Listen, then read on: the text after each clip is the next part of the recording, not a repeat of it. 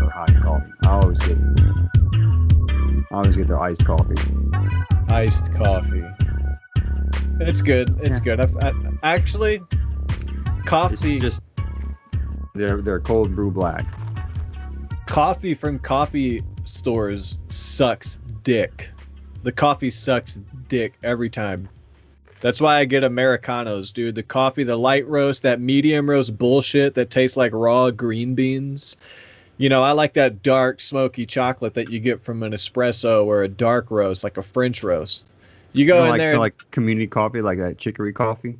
No, that shit tastes so fucking nasty. Dark roast, that's it. Nothing but dark roast, huh? French roast, Italian roast, those are the two dark ones that have that full flavor. All that other stuff, it's like flat Coke. It's like drinking flat Coke. It doesn't have that thing. You know that like a lighter roast has more caffeine in it, though. So if you're doing it for the drug aspect of it, you got to go with a lighter roast. I do know that. A light roast.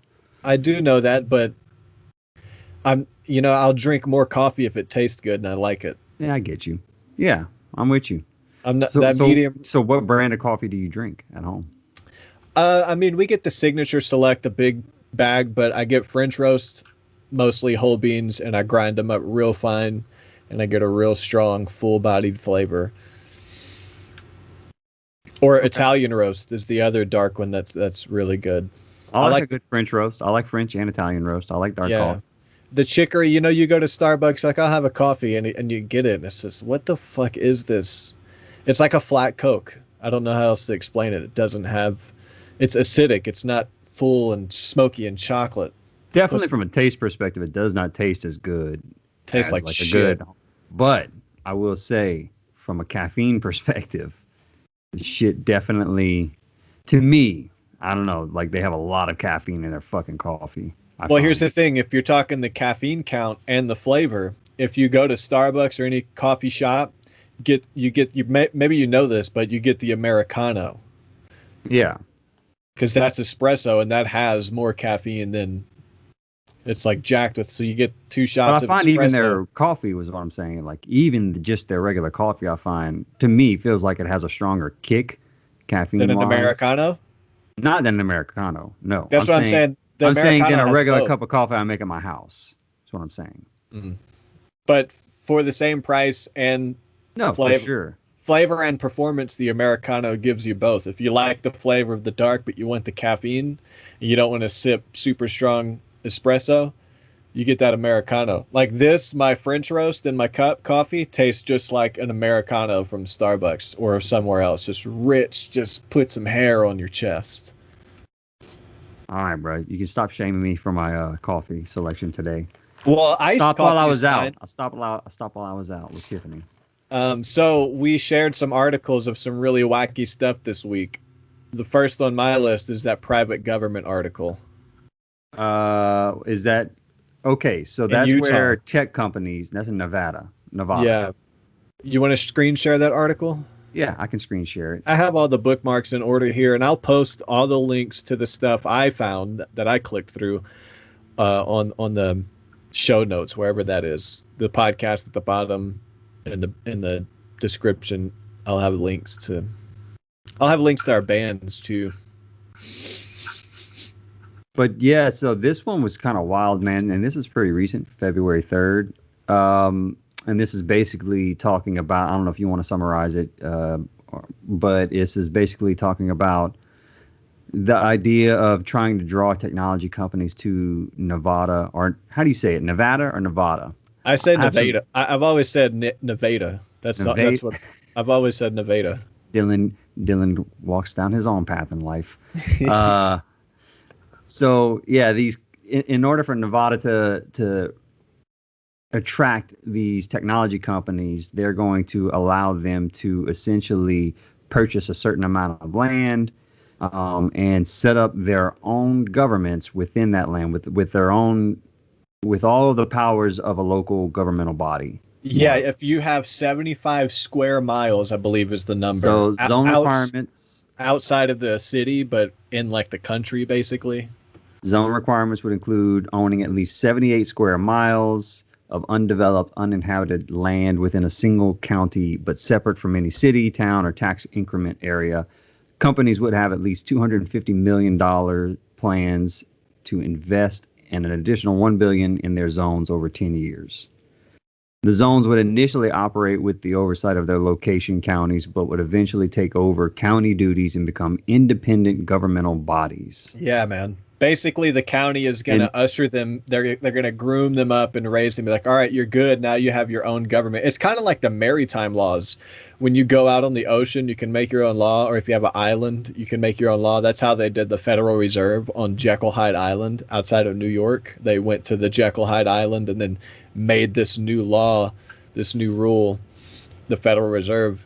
So it's like on land now, these people can, with the help of the county, buy enough and get ushered into having their own little, with their own rules and their own, and so, and it specifically, so if you apply, it's the applications are limited to companies working in these specific business areas. So it would be blockchain businesses, autonomous technology, the Internet of Things, robotics, artificial intelligence, wireless, biometric, and renewable resource technology. So any other businesses that would try to take advantage of this would not be able to unless they were working in these specific areas. Yeah, it's all the big tech stuff. And that's what's so wild is big tech is already basically working at the behest of the government, censoring people, controlling algorithms, favoring certain politicians, taking like Tulsi Gabbard out of the search results when she's trending after she destroys who is now the vice president. Like, how do you get destroyed? And then it's like in the UFC, you get fucking knocked out and then your next fight is for the title. I couldn't understand all the hate that was given out towards her. It was Hillary Clinton when she came out and just said she was a Russian asset. That's when it changed. All Hillary had to do was go on Twitter. It's literally what happened, and say she's a Russian asset. And then everybody just ate it up. Everyone just eats it up. A claim that had absolutely no backing at all. And if you really want to split the hairs, it's her party that actually took millions of dollars from Ukraine. The whole Hunter Biden, Joe Biden. Like, you know, when you really start pointing the blame at who's working with Russia, it's the people that are spouting it off the most. That was just such a wild smear campaign. That was wild. That had no factual basis. But yeah, getting back to the article. Big tech is already working at the behest of the government. Now the government's ushering them in to have their own governments. Like, where the fuck do people think this is going? And who owns the largest land mass of farmland in the country? Bill Gates. Tell me that motherfucker's not going to have the strongest technocratic government. Yeah, and there's already a company that has committed to developing a quote smart city in an area east of Reno. Yeah, that's what the theory about them driving them out of the big cities is because New York is already installing smart city shit, cameras that are gonna. They from what I understand, they have plans. So let's to talk install. about. I know that's a big conspiracy thing right now. Smart. Whenever I listen to some of this conspiracy podcasts and stuff, and I haven't done my research on this. It's not really a conspiracy because I drive around Denver and I see marketing about Denver being a smart city, like real estate marketing, like smart apartments, come have your smart home, smart living. It's being programmed all around in the bigger cities. Home. You know what I'm saying? Like the whole actually, smart thing. At Apple, I mean, there's a framework that you connect your smart devices to called HomeKit.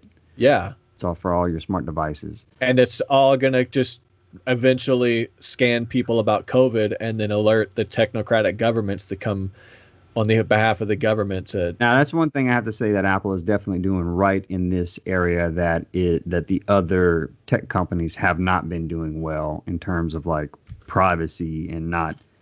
Apple and Facebook are fucking going at it right now about. You saw the video of Zuckerberg that I sent you from Veritas? Yes. On camera saying that he doesn't trust the vaccine because of the RNA, DNA modifications happening. All the conspiracy theorists were spitting that and getting decensored and right-wing propaganda and anti-vaxxers. And their fucking technocratic god is saying the same shit. Okay, go on. No, you're good. So Apple and Facebook have been going at it. So they had the National Data Privacy Day the last week, right? A And National Day of Privacy promoted by Facebook. Is this what I'm hearing? no. Okay.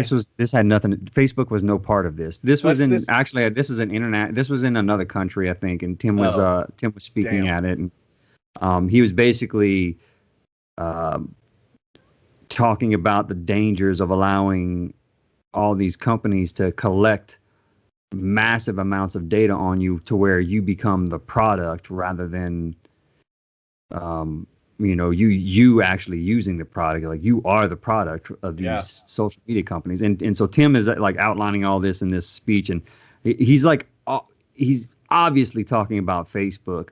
And then there's been all these, I haven't read any of these articles or anything, but I keep seeing all these headlines about how Zuckerberg has said that they're going to make Apple feel the pain because Facebook is pissed that Apple is implementing all these new technologies into our operating systems that basically give you as a user the ability to choose whether or not you want these different apps like Facebook and Twitter and Instagram to be able to access your information, right? Your location data, all that type of stuff, right? Your browsing history and stuff. So they're finding ways to basically hide all that from these social media companies within the operating system, and obviously that is very detrimental to Facebook's business operating model with the way they work with ads and things like that.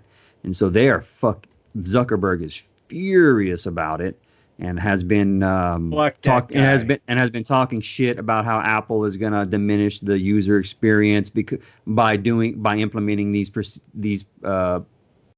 systems in the software. Anyway, interesting shit. I know we got way off topic here. We were talking about smart cities, but um, that is one thing that I can appreciate about Apple is that when it comes to data privacy for users, that they have been fighting the good fight on that side of things for a while now. And right now it's happening with Zuckerberg. But as it relates to this whole Internet of Things and then smart city and all these smart devices, the HomeKit framework that Apple operates on is very strict when it comes to minimizing data collection. Um, to the point where when they first rolled this framework out, it was very difficult to get hardware manufacturers to actually use it. So like there was a very small amount of accessories that were developed to operate within the HomeKit framework because of the level of encryption that was required for it and all these strict security standards that these companies just weren't willing to make the sacrifice for to take part in Apple's HomeKit framework because the HomeKit framework is just basically an API, which is a set of building blocks that developers use to create their apps. And so it's not an actual product. It's just something we give to developers to implement their product so that it works really well within iPhones and the Macs and It's the like iPads and stuff. Right? like a It's a form way like to a make hardware, your no. It's like a software. It's a software software framework that framework. developers program on top of that would allow them to do things. It would And it would basically allow. Let's say I was making a smart lock that locked my front door. I could use Apple's HomeKit API that would give me the ability to do things like tell Siri to lock my front door, or be able to control multiple smart accessories within one location on my iPhone from the Home app. interesting. It allows you more functionality within So the operating system of the phones. But what it had a super high requirement for the level of encryption. It required a hardware bridge when it first rolled out. and the It, developers, all the other well, it companies was don't hard want to to work with that. it was hard to work within that framework because it was so secure. That's what I was So trying to understand. So all the companies are like, we don't want to follow your encryption rules. yeah, which is So kind of now crazy, right? HomeKit is I'm like securing my house with this fucking smart lock and this smart security system, but I'm gonna not worry about the level of software security built into this device. I'm just gonna, it doesn't make any sense. So someone could fucking yeah. hack your home and turn your security system off and unlock your front door. Anyway, I'm sorry I Hmm. got off on a tangent right there. We were talking No, about smart cities. that's good stuff. You have Um, the inside scoop though. You're the Apple guy, right? Yeah, but I'm not a developer or software engineer. People, I am fucking stupid when it comes to this. I'm in sales, okay? I So don't know. don't You, do you not sound listen. Do not listen to me when it comes when it comes to the inner workings of some of this stuff. I'm just you sound basically reading through the headlines. you sounded pretty smart though. You sounded pretty smart. But anyway, back to these smart cities. I You need a keep wand, bro. You need a wand, and your background needs to be like information, and you just need to roll to the side and then give a couple of points every now need and a then and just come back. whiteboard behind Yeah, me. dude. Or a No, green board. all right. Anyway, so I know smart cities kept popping you, up on. I you keep showed trying to get back to the fucking topic, and Dylan just keeps. you showed your hand, and then like a bed showed up. Oh, for real? Can you see the cat Yeah, sleeping on the bed behind yeah. me? The background faded out, and it was like an unmade bed with a cat. The bed is actually made. Oh, it looked unmade. Okay, you might want to make it again because it looked unmade. All right, I'll tell my wife that. Oh, don't tell her I told you that. Yeah, she's 21 weeks pregnant. She will kill you. So, Congratulations, by the way. thanks, man. Thanks. Did we talk about that on the podcast? Did you Yeah, I mention? think we did. We did. Okay. Oh yeah. A few episodes ago. Mhm. So the smart city, the conspiracy would be that the Democratic mayors or governors are crashing their states on purpose to get people to leave so that they can then rebuild as a smart city, and all the people coming in will be in compliance with the new precedent they've set. All the cameras that are going to be able to scan for COVID vaccines and facial recognition and dissidents, basically. And that's 15, 20 years down the road. That's what people don't get on board with these theories, because it's not happening right now. But nothing ever happens right now. You know, like it took the Federal Reserve 50, 60 years until it finally started fucking crashing the economy and creating that wealth gap to where money and cryptocurrency has to exist just for some kind of, financial justice. It takes time. So I think 15, 20 years, these smart cities are going to, that's the conspiracy, is they're doing it on purpose, crashing it. But And it's going cities to basically become, be a way that there will be so many ways that they're able to collect data on each yeah, individual citizen. They're able to monitor you and make sure that you're following within alignment of yeah. what. And the same people that have designed the Basically, a Alexa, shitload of loss of freedom.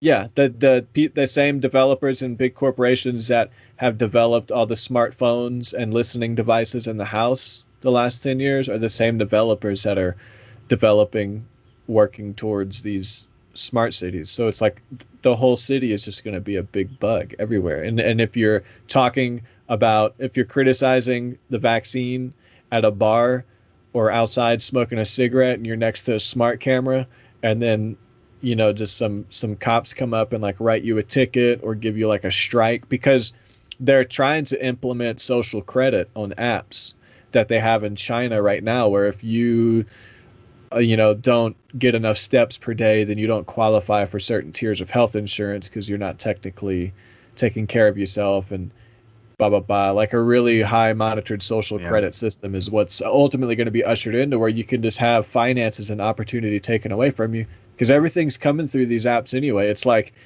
the big tech apps are like helping promote this lockdown in the mass, but they're making all the money off of the lockdown. It's like they're the ones benefiting and siphoning everybody into their products, where they're going to have full control. And you got all these fucking dummies out here going, well, they're private companies that can do what they want. These fucking idiots ruin the world for everybody. These fucking idiots, man. Fuck these fucking idiots. Yeah. And so they're about to be able to buy huge plots of lands in Nevada and set up their own governments. And so Yeah. what's the fear with that, right? That Private companies can do what they want. They can become governments, bro. It's insane. What were you saying? So what's your fear with that, with these tech companies being allowed to purchase plots of land and I mean, if they do set up their own cities, right? Shouldn't they be able to govern themselves, or do you just see them entrenching themselves further into the existing government system and getting more and more power over? Well, I think it influence goes over. back to what I was saying earlier, how big tech is already working at the behest of the government. It's not really private companies. So whenever they're now getting help from the government in these big tech fields only to set up their own cities. It's not even a law that says, hey, this can happen. It's saying, hey, we're going to help you do this. It's just that it's like two fists. Here's the big government, and then big tech has been getting bigger and bigger. And now it's just going to be bigger. It's just both enemies are bigger now. So, I mean, what I'm afraid of is the obvious. It's what is happening in Saudi Arabia, how they use extreme monitoring on social media to come arrest people and kill people. People are getting executed. 2 wrestlers got executed in the past couple months in Iran. You know, that's where this is going, and people don't see it. So what am I afraid of? That. I'm afraid of that. I'm afraid of on the street saying something, and then in 15, 20 years, you got a bunch of like 5-year-olds that have grown up and they're terrified of everything, and they've been indoctrinated in all this, you know, math is racist bullshit. We'll get to that. And they're still wearing masks 25 years later, and they're okay with vans come and arrest you because you spoke out against the establishment. They're okay with it. That's what I'm afraid of, a really fucked up country where even as it's going to come from music, man, because music is going to get political, and then albums are going to start being censored, and then bands, you know, I want to be political with music. I am in some of my rap songs that haven't come out yet. Like, yes, I rap people. I know people are like, oh, he fucking raps. It's not some fucking Macklemore bullshit, you know. You know, I hate when people are on podcasts and then some famous person comes into the subject and they have to caveat with, they're so fucking talented, though. Don't get me wrong. I love the person. They're talented. Don't get me wrong. Nicki Minaj is fucking talented, bro. You know what I'm saying? Fuck that. You know, I don't do this bullshit rap, but it is political. And it's going to come a time where, like, it's not just journalists. It's going to be people. You know, whenever the FCC and all that wanted to crack down on Eminem, now it's getting to a point where they're actually going to be able to do that in another 10 years. That's what I'm worried about. Just more of this bullshit.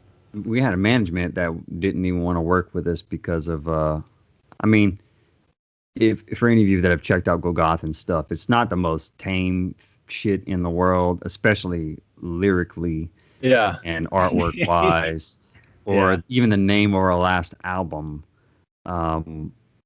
They're like the management company that we started working with was like, hey, you guys got to fucking tone it back a little bit. And this is like in the death metal genre. Wow. And it's meant to be kind of funny, and we're taking the piss and we're being extreme on purpose. But like our last album, for example, our last EP was called Rotting Genitalia. And like when we started working with the manager, he's like, it's like, yeah, it's fine. So you already put it out and everything, and that's good. But it's probably not the best name for an album if you want to be picked up by a major label. And he works with major record labels. And so, like, yeah, you're right. They're already like toning it down and not letting, artistic expression, be completely free. If you really want to sign one of these big labels, like if we really wanted to sign with like Metal Blade or one of these bigger, and that's tiny compared to like pop music and how big that shit. They were talking death metal here. Well, here's my question. We're still being fucking censored at that level. We had a song titled Diddle the Genitals on our last album. That's kind of bad, though. It's called Diddle the Genitals. And it's just like we didn't censor it but like, once again, another one of those things where like we couldn't put it out as our single because the manager wouldn't let us because it was too graphic.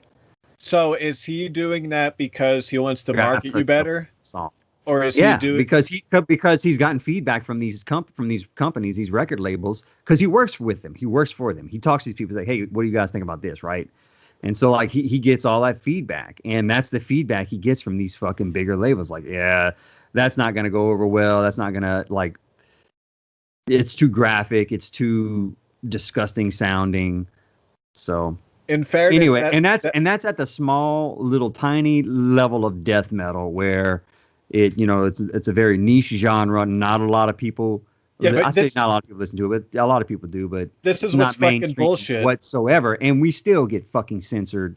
Is because Cardi, who is it that had WAP, Wet Ass Pussy? Yeah, but you could put a song called Wet Ass Pussy out. That's what I'm like. Every single pop song is super bad. So why you know what I'm saying? So it's kind of like a double standard, but at the same time, that's their marketing choice. So I kind of get it.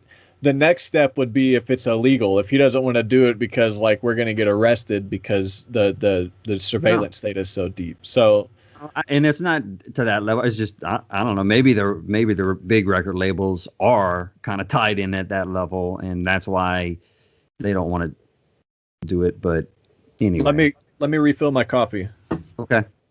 All right. This is what Wikipedia says is a smart city. While Dylan refills his coffee. A smart city is an urban area that uses different types of electronic methods and sensors to collect data. Insights gained from that data are used to manage assets, resources, and services efficiently. In return, that data is used to improve the operations across the city. This includes data collected from citizens, devices, buildings, and assets that is then processed and analyzed to monitor and manage traffic in transportation systems, power plants, utilities, water supply networks, waste, crime detection, information systems, schools, libraries, hospitals, and other community services. The smart city concept integrates information and communication technology in various physical devices connected to the Internet of Things network to optimize the efficiency of city operations and services and connect to citizens. Smart city technology allows city officials to interact directly with both community and city infrastructure and to monitor what is happening in the city and how the city is evolving. ICT is used to enhance quality, performance, and interactivity of urban services to reduce cost and resource consumption and to increase contact between citizens and government. Smart city applications are developed to manage urban flows and allow for real-time responses. A smart city may therefore be more prepared to respond to challenges than one with a simple transactional relationship with its citizens. Yet the term itself remains unclear to its specifics and therefore open to many interpretations. So that was I went ahead and looked up what Wikipedia said a smart city was while you were refilling your coffee. And that's the sounds like a really milquetoast version of what people hope the future is going to be like. Right. It's sold as convenience, like, oh, we're just going to help people, and if someone has a heart attack, we'll send the ambulance right away. It's like, oh, this is great. Actually, at the top of the article, it says this article may require cleanup to meet Wikipedia's quality standards. So, and the specific problem is the article does a poor job defining what a smart city is.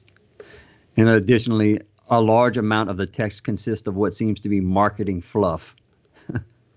I'll tell you what a smart city is. It's commie bullshit, and you don't want it. Yeah, I don't know that I want to be that connected, right, in that tract and that. So yeah, that's kind of scary. You know, that's happening in Nevada. Let's see, that was recent. I don't know if there's been any progress on this. Do you know if this has been? I know it was just legislation. Do you know if it got passed? I don't. It's February 3rd, so a couple weeks ago. You know it's going to get passed. Yeah, I mean, it's, being... Biden's the president, and he, what's that next article about Biden's love affair with the CIA, his connection to William Casey. William Casey was like the head of the CIA after the World War II. He was like the intelligence, military intelligence, and then he became the director or something of the CIA. And him and Biden went back and forth forever because the CIA wanted to...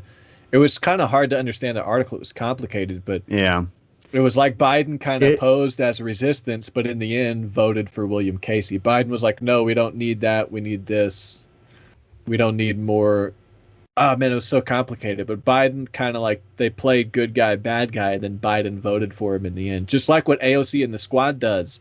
They come out and they criticize, we need stimulus for people. We need Medicare for all. We need this and that. And when it comes down to like force the vote, like recently when they could have not voted for Nancy Pelosi as speaker until she made these things. Because Nancy Pelosi's in charge. She signs it at the end of the day. She signs it. She can make it happen. So when they come out and talk Medicare for all and all this, but then they don't force Nancy Pelosi to give them that, they just go and vote for her anyway.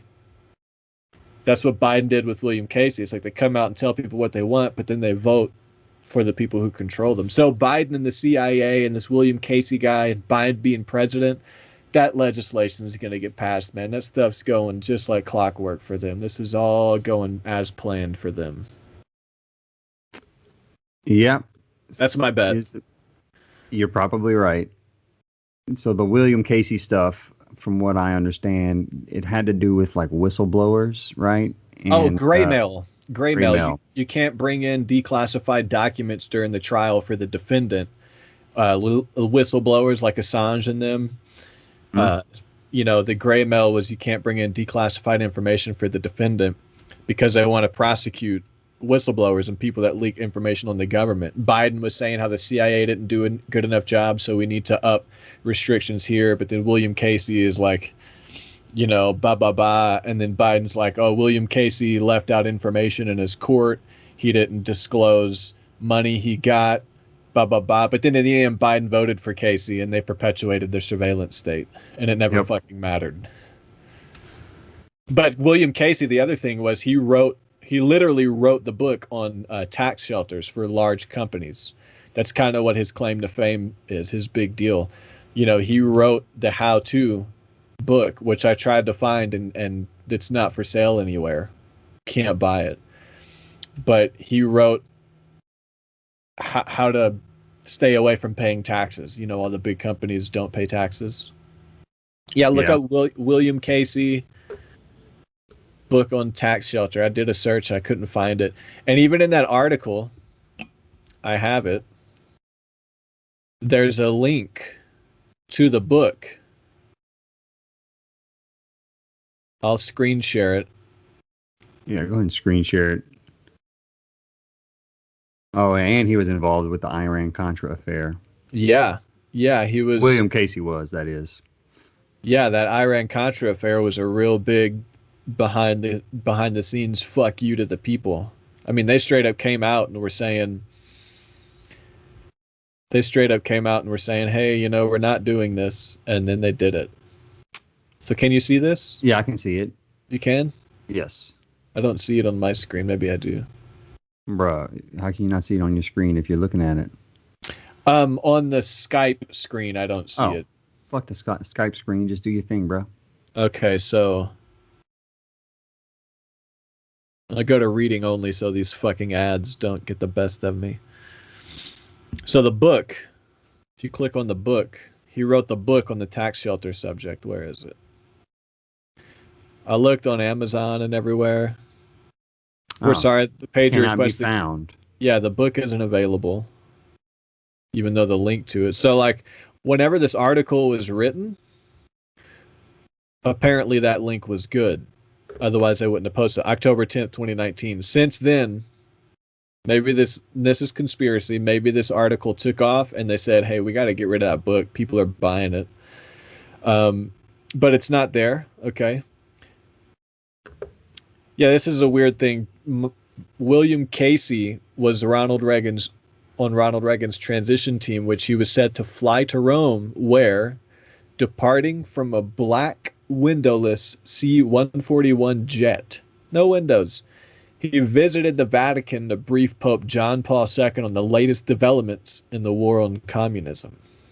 Okay.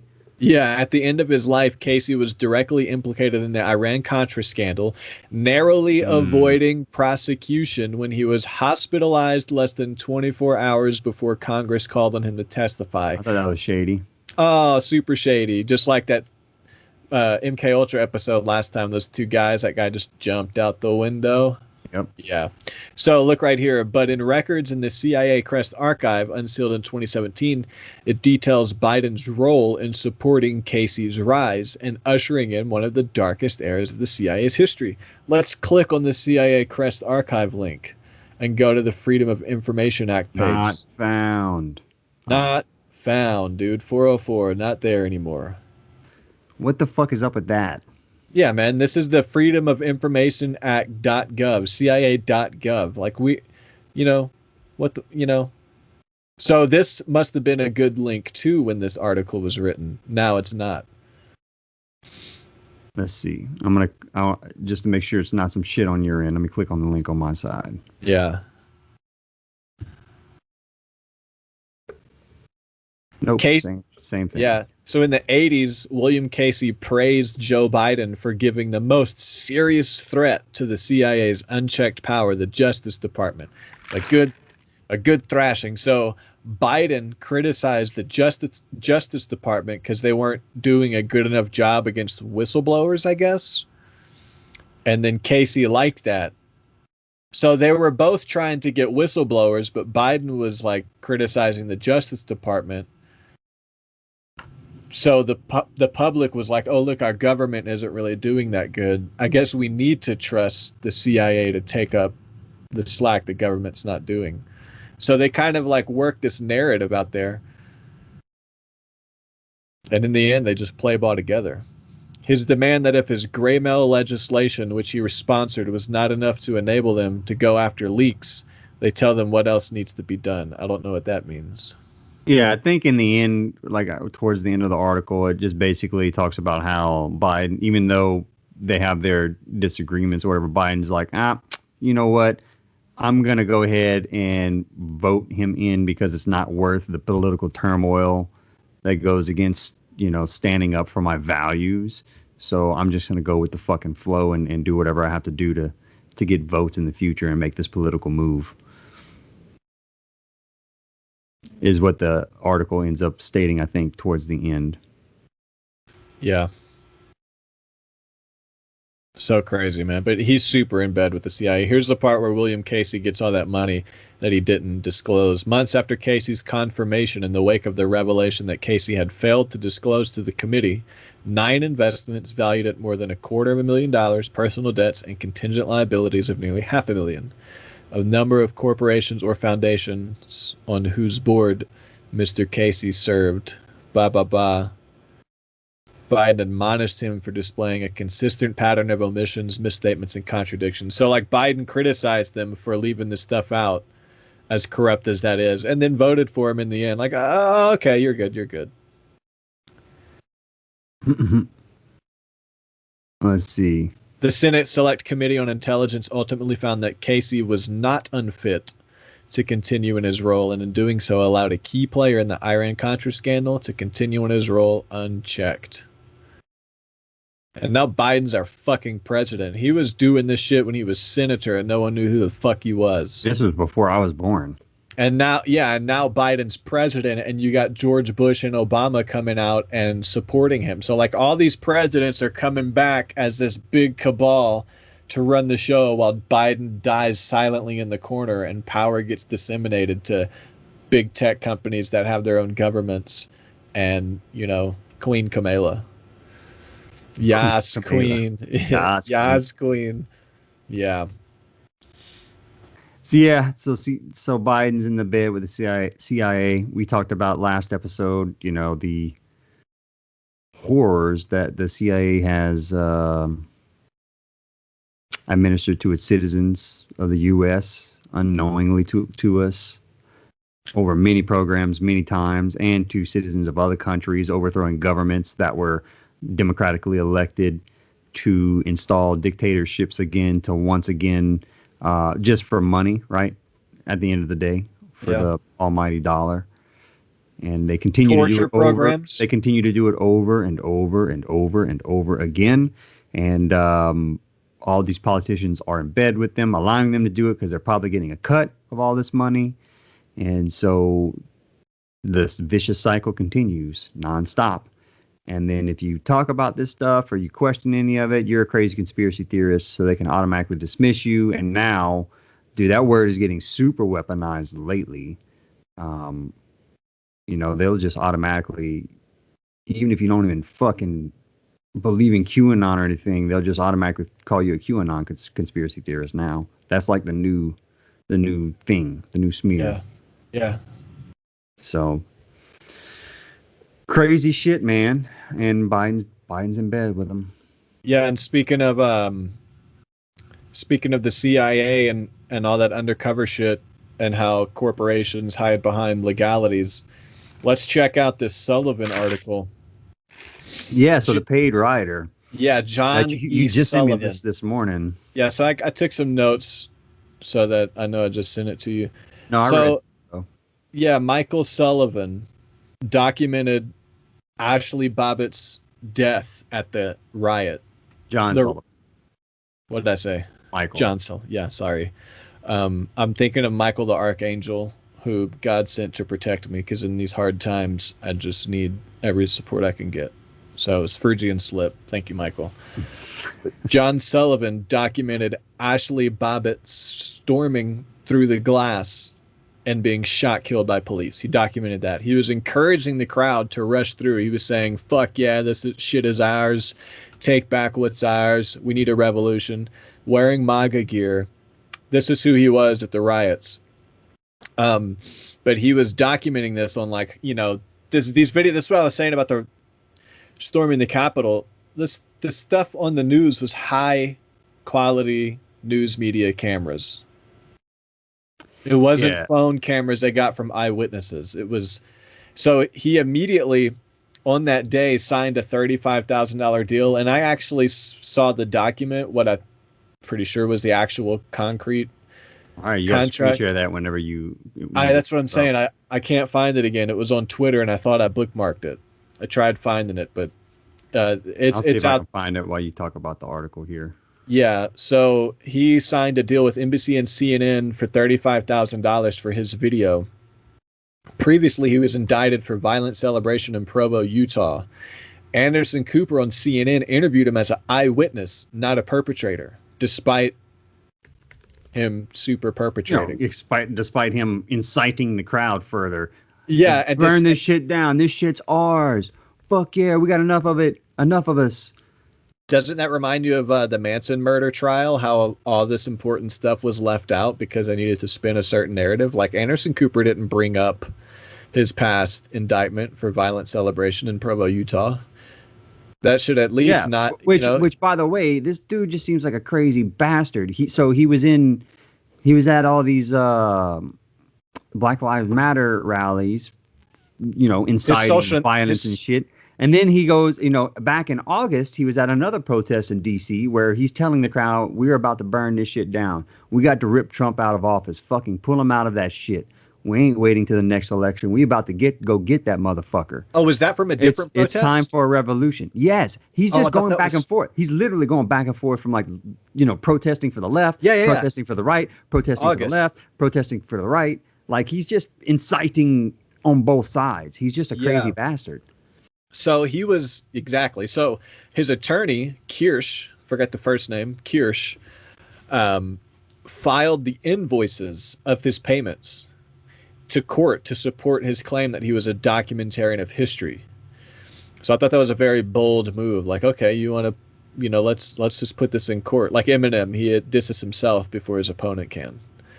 It's like, okay, we'll put this contract in there and say he was a documentarian. So how is he a documentarian of history? He was working under Insurgents USA, which was the company or group, as it's referred to here, that him and his attorney made. Him and his defense attorney made the company Insurgents USA, of which he was working under. So he's technically a documentarian of history, right? So this is all about the guy. Here's the next thing, which the last article reminded me of because, you know, we're talking about all this big corporation taking over. So this is the power of corporation, which the root word is corpse or dead body. So these corporations, when they get in trouble, they blame the corporation. There's no individual that takes the blame because it was done under the corporation, right? So check this out. Diffusion of responsibility. Exactly. So he was working under Insurgents USA, what was him and Kirsch's company. Sullivan's internet profiles are BLM and anti-Trump, was dressed as MAGA on the day of the protest. Later in the court filings, Kirsch stated, Insurgents USA is not charged with any offense in the matter. Insurgents is not deemed to have been involved in any criminal activity. So he's deferring, like you said, away from the guy onto the corporation, of which is technically not liable because this is on paper. You know, it's so fucked up because it's obvious what this is. This is COINTELPRO, like the Manson murders and all that stuff, how they infiltrated groups to dissuade the public from perceiving it for what it is and perceiving it something badly, like LSD and hippies are violent.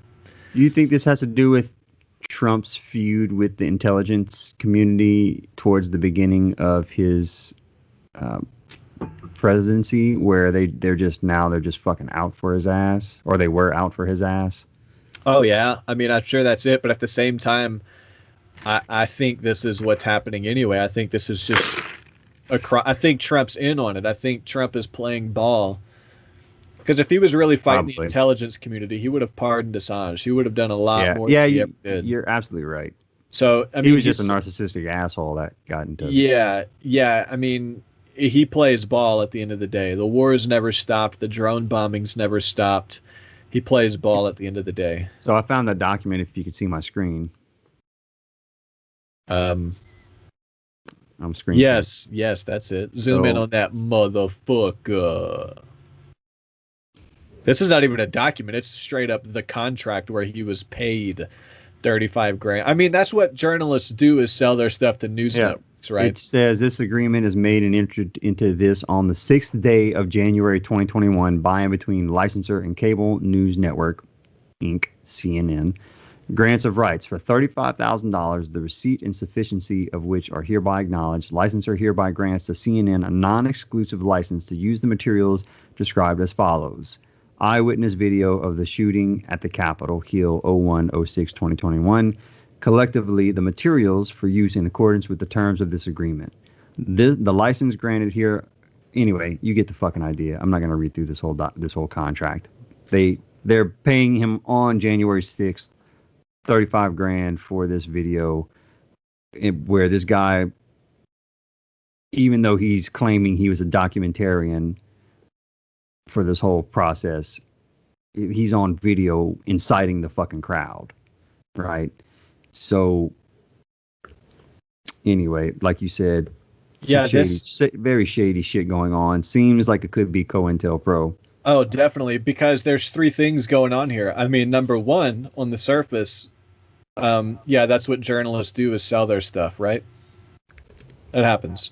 Yeah. But number two, he's not a journalist. He was there inciting these things so he can get this narrative and sell it to the news stations who want to push this narrative that it's a violent riot.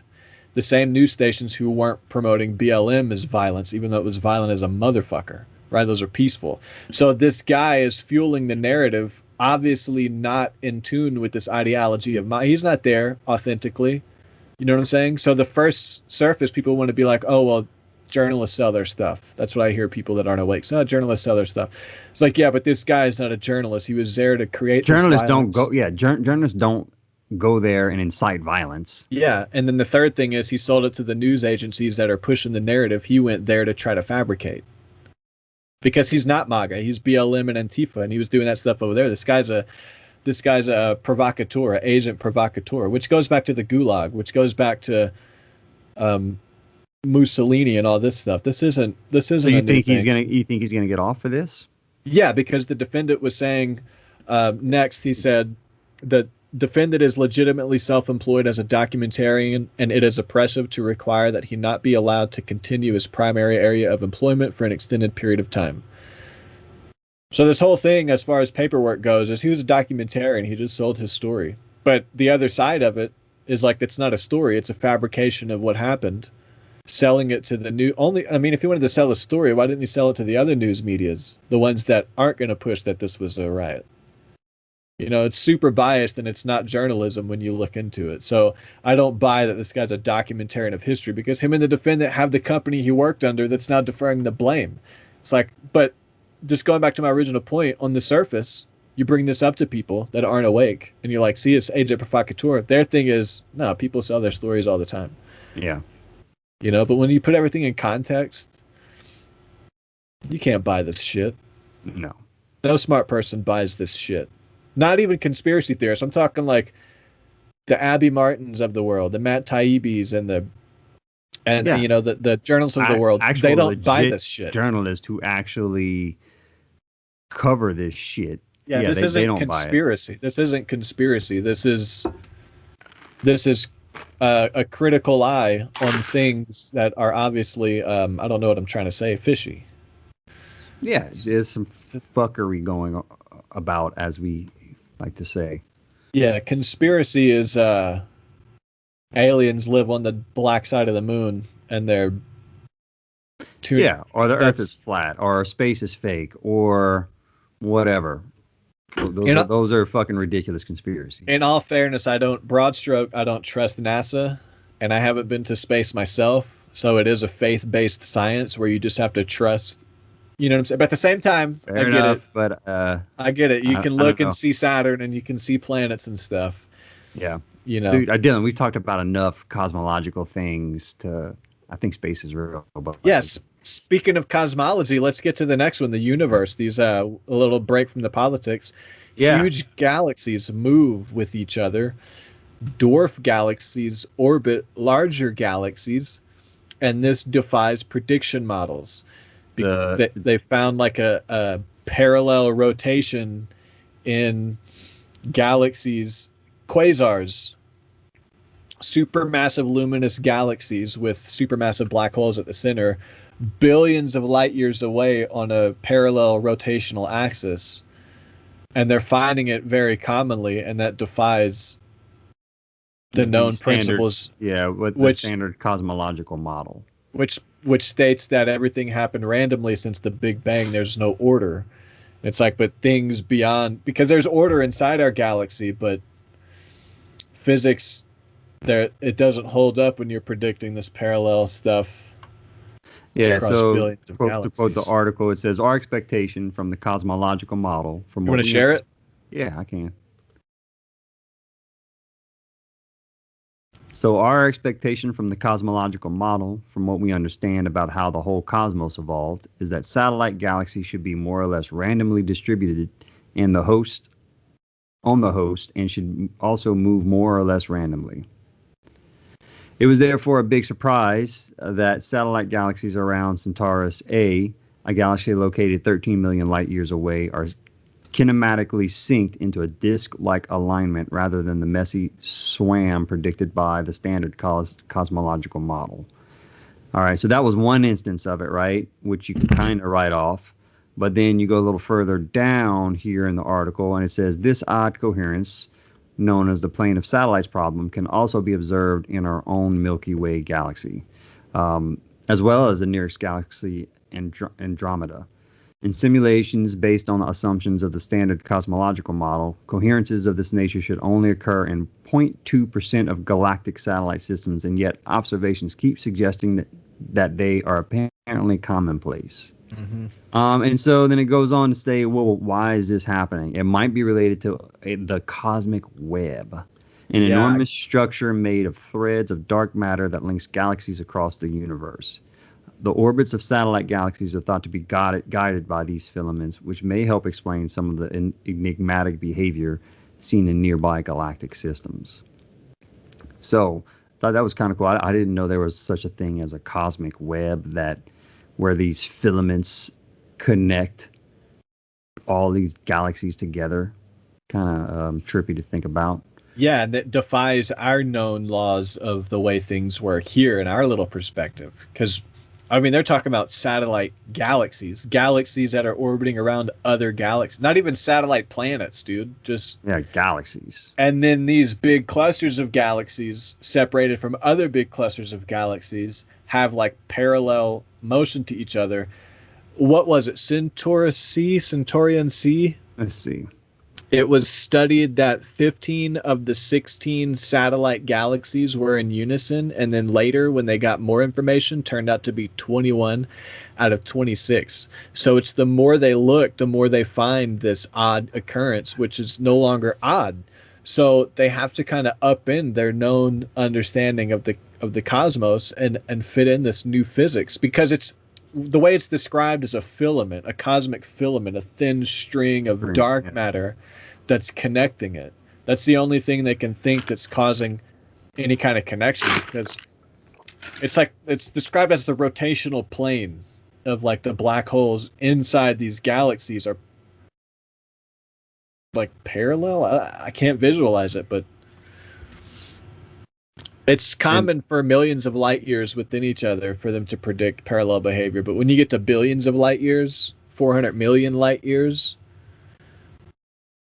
it's not supposed to do that. We're probably so so early in our understanding and knowledge of the universe that we're going to look back on all this shit 100 years from now if the human race survives and just think of how stupid we were as we were trying to observe all this stuff. Yeah, we don't know nothing. I mean, Go ahead. we're small people on a small planet in this galaxy of many other galaxies in our solar system. And then there's many other of those out there connected by these filaments where there's and it doesn't match what we've deduced about the world in our little corner. It's like such a big dude. It's insane, man. How do you understand that? I don't understand it, Dylan. That's the thing. I mean, Otherwise, like, I'd be working how in the does field. how does someone come to understand it? How do people?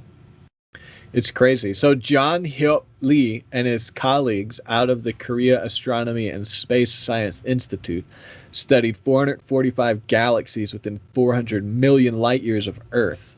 They noticed that many galaxies rotating toward Earth had neighbor galaxies rotating toward Earth. And likewise, galaxies rotating away from Earth had neighbor galaxies rotating away from Earth.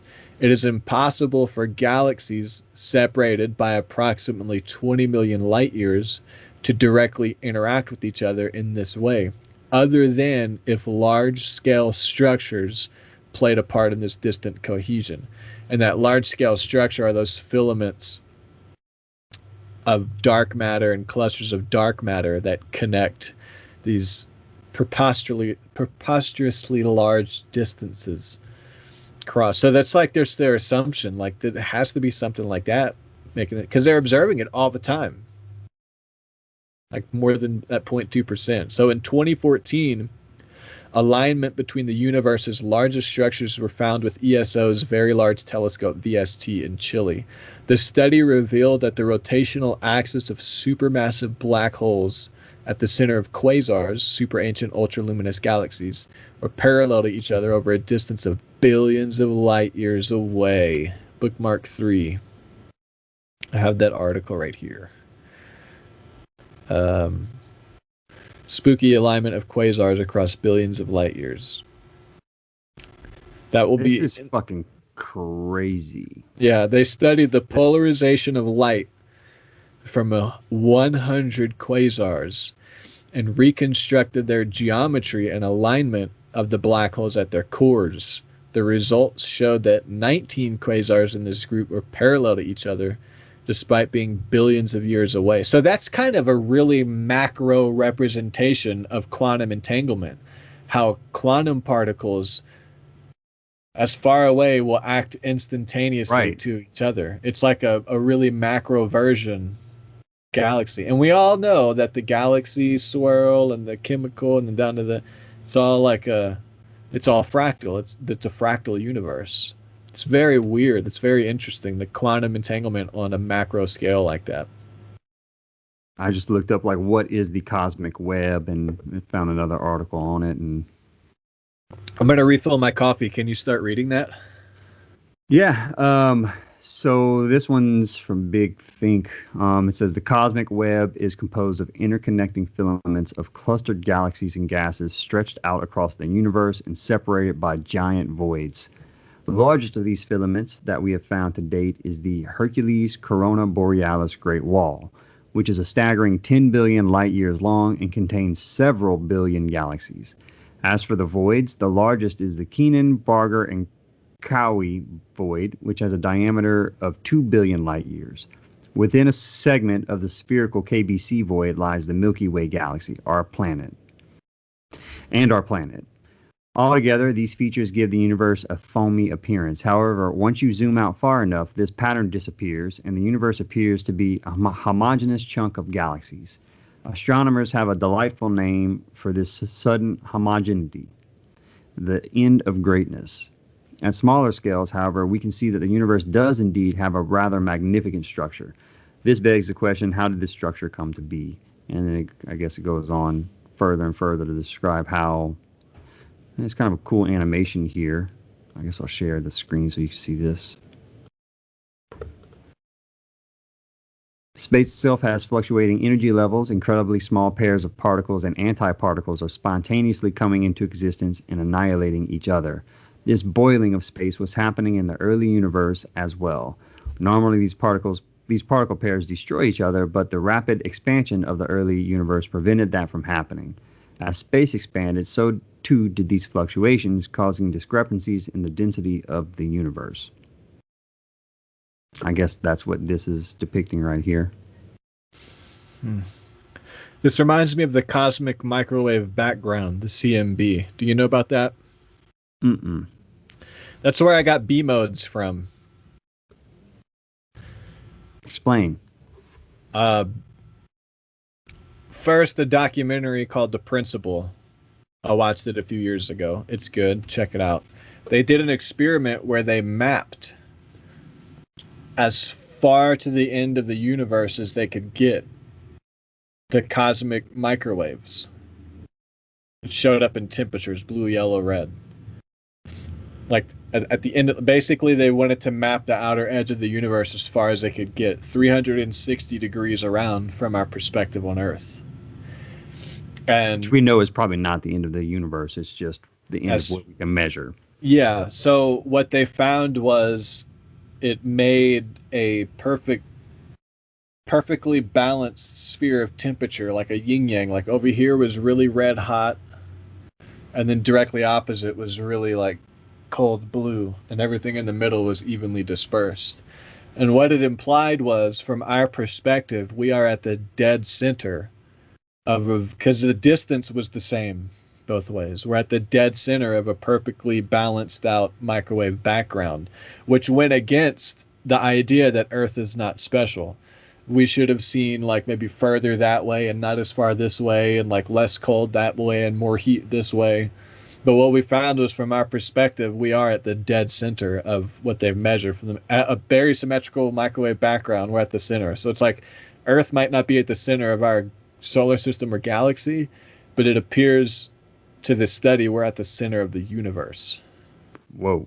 At least from our perspective, theory of relativity, you know. I was still hoping I can get a map of that.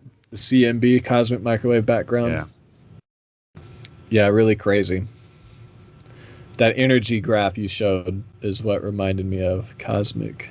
But in their study of the cosmic microwave background, there's dust particles in the universe that filters out. Is that it? Yeah, that's what pulls up for cosmic microwave background. I don't know how to read that. Me either. Looks like Earth, though. It does. I don't know what I'm looking at. Me neither. But that sounds like a really cool concept, really interesting concept. But one of the frequencies that would get through the dust particles that they had to clean up and decipher, they referred to as a B mode. Because it was like they couldn't understand the frequency. They had to decipher more. And I was like, that's kind of me as an artist. People don't really understand me. You kind of have to dig a little deeper. So I named it B modes. I love it. I fucking love it. Which we need to rehash that song and finish it, because that's a badass breakdown and that's a really cool riff. I mean, that breakdown at the end is fucking... I still have that. I could still... That riff will get stuck in my head from time to time. So, I finished all the Death of Skepsis tabs and I'm done with all that. So, I'm going to upload that. All right. And you can have the extra pieces of tabs, like random stuff. Does it matter if I just transpose it to 7-string? Do you care? No, please do. I didn't transpose it to 7-string because I was already halfway through when we agreed. Yeah, I figured that. But all you gotta do is easy in the program is like make the tuning go down and then copy and paste down a string. Yeah. You can copy and paste down a string? No, I'll have to cut and then go down, paste. Have you used Guitar Pro extensively? So you know that you can do that? Yeah. I don't know that you can do that. So I was like, well, you can paste it down. Okay. Hey, if you know how to do that easily, 'cause I'm not going through and retabbing that. No. Shit. I know you've spent enough work on it. I'm not asking you to do it, but So you can just yeah, share it with me. I don't know if maybe through iCloud Drive because Dropbox gives me my shit's full and I don't want to pay for it monthly because I'm using it for both you and Golgothan and yeah. like it sometimes new shit that you put in there shows up. Sometimes it doesn't. And same thing for Golgothan. So just share it with me via iCloud Drive. That way I know for sure I can access it. Okay. I believe there's a setting too in the Guitar Pro where you can click it down the 7-string and the tuning, and then before you hit OK, you can click keep the fingering or adjust the fingering. I think if you click adjust, it'll just automatically move everything down for you. Okay. I did Because not. if you go through and copy and paste everything, that might take you a hot little minute. Yeah, it's gonna take hours. Yeah. So. Okay. Well, cool, man. Anyway, I'm excited to check that out. Universe, B modes, cosmic web. We're living in this big cosmic soup.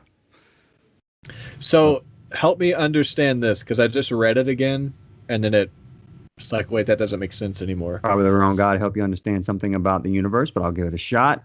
We'll try it. So galaxy spins are known to align with cosmic filaments, but on smaller scales. Wait. Let me make sure I'm in the right spot. Yeah. Galaxy spins are known to align with cosmic filaments, but on a smaller scale. There is no explanation yet why the axis of quasars are aligned with the axis of the large group of which they are a part of.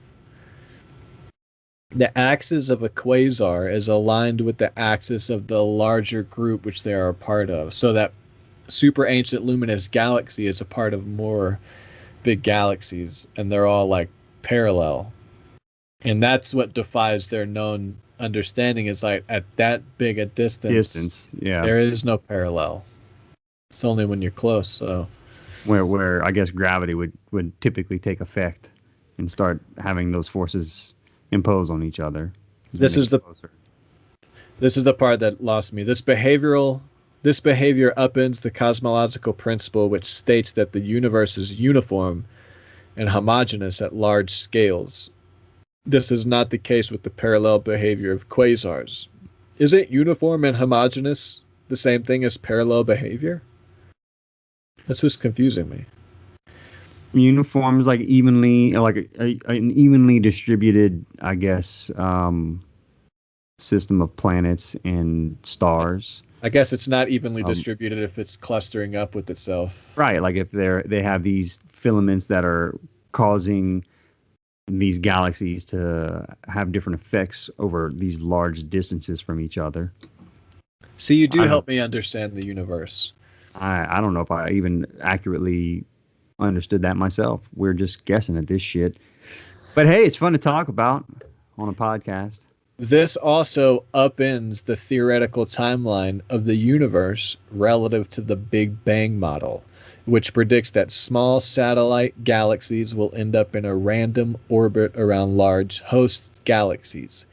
Over the last decade, studies have shown that a large chunk of satellite galaxies around the Milky Way are actually synced up with one another in cohesive orbital planes. So the Big Bang model is kind of crumbling because the randomness is not random. It's actually synced up of satellite galaxies. Interesting. I love when science falls apart. Yeah. Actually, they talk about how the standard cosmological model is extremely well corroborated. So any evidence that defies it is, bound to spark controversy within the scientific circles. Yeah. And they even made a joke whenever the research went live. They were like, all right, so when we're going to get our first angry emails.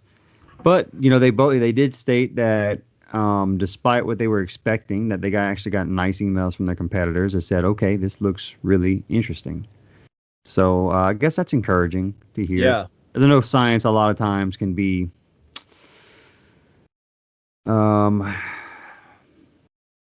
it's not easy to be a dissident whenever to go against the standard research and science from what I hear, because that affects funding, and then that's where things start to get a little squirrely there. Yeah, I mean, you got people that have built careers off of what is now falling Certain. apart. So, I mean, naturally, you just have human nature resisting, Right. So and that that's human, encouraging that the scientific community with this particular finding is actually kind of open to it. And I think that there's enough evidence there that they kind of have to be, right.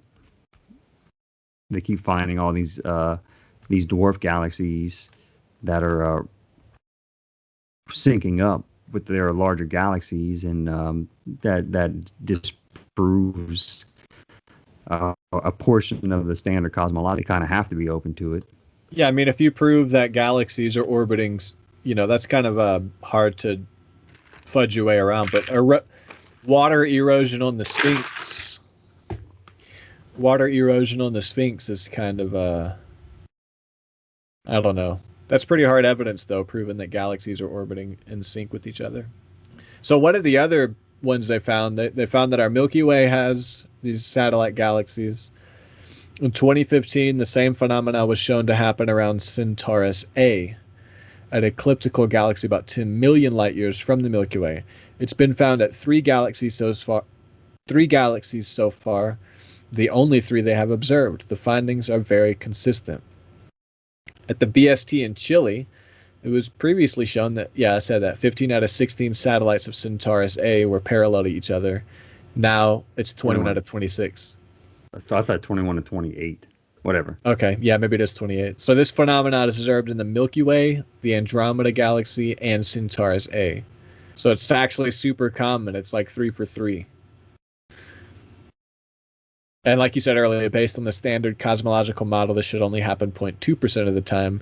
It's being shown this is far more commonplace than previously thought. Pooh-yah. Interesting stuff, man. Yeah. I wonder if our ancient civilizations knew about the cosmic web and how it affected the different galaxies that surround us. I think they did. I think that's what Eastern mysticism and Taoism get at, the root. I'm not studied it well enough in that to know, but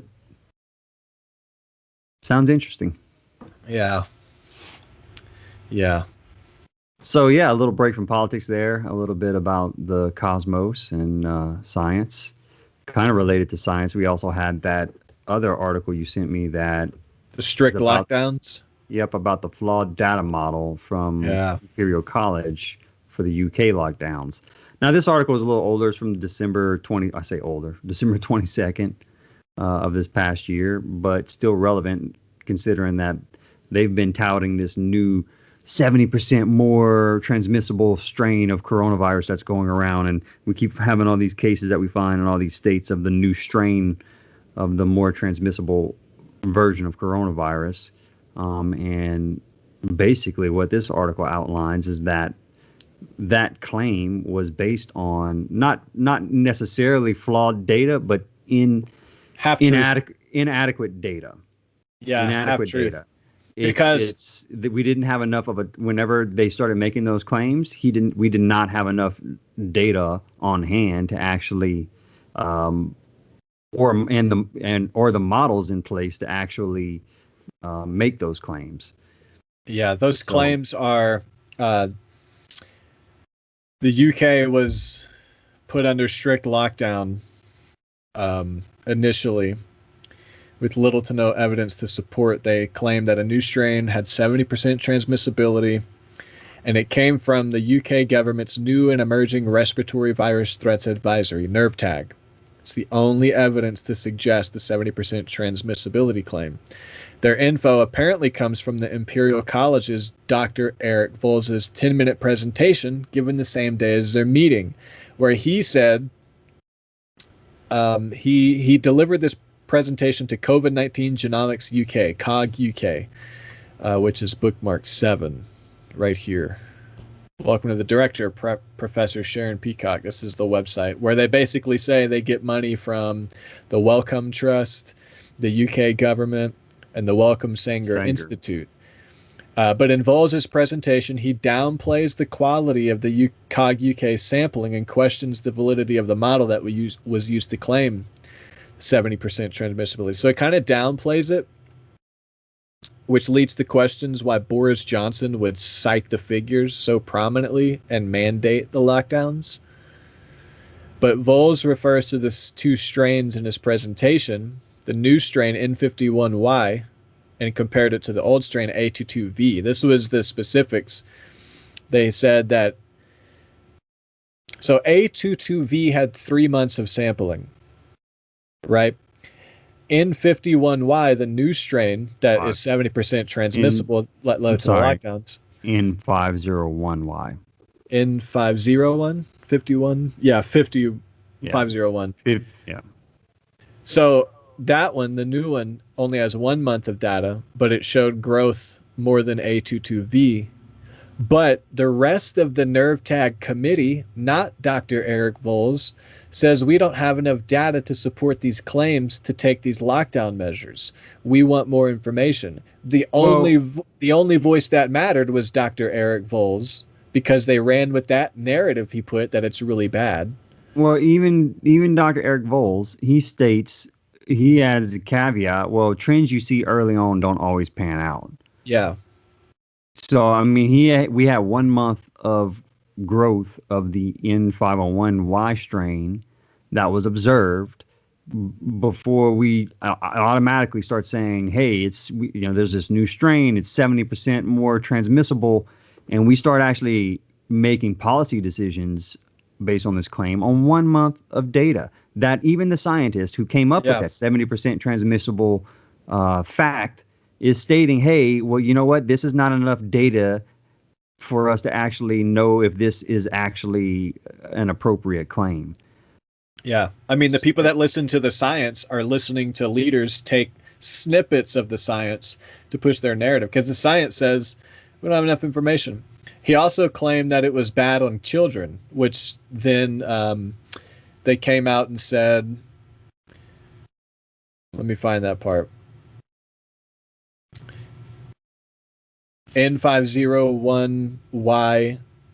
Well, can I just let me go back to the quality of the data that we're talking about, right? So he talks about later on in this article, he adds that the sparse data sets used to develop the transmissibility model for the new strain had some issues, stating that the sample frequency is very noisy and over-dispersed. And later on in the presentation, he states that the data provided by COG UK was both non-random and very noisy sampling, bringing into question not only the limited amount of data in terms of time, but also the quality of that data.